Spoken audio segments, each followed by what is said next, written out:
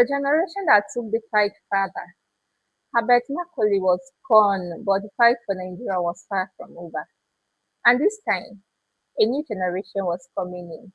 People like Nnamdi Azikiwe, Obafemi Awolowo, and Ahmadu Bello were beginning to realize something.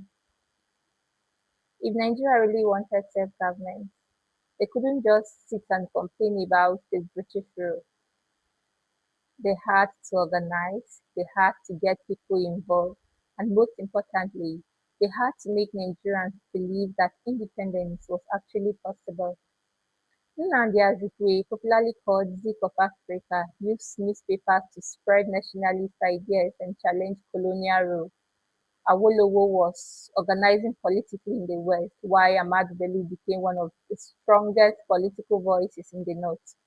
But here is where things get interesting. These men did not always agree on how Nigeria should be governed.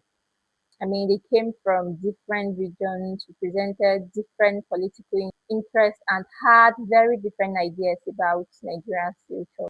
Yet, somehow, they were all pushing Nigeria towards the same big question: when would Nigerians finally govern themselves?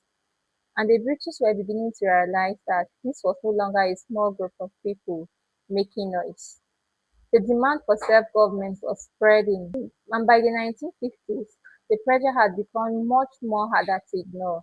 The British started giving Nigerians more political power, and step by step, regional government became more powerful.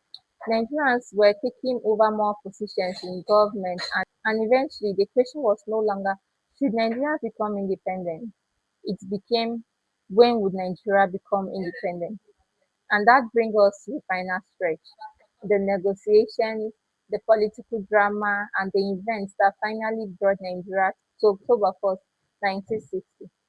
So, how did Nigeria go from demanding freedom to actually getting it? That's the story for our next video. See you in my next video. Bye.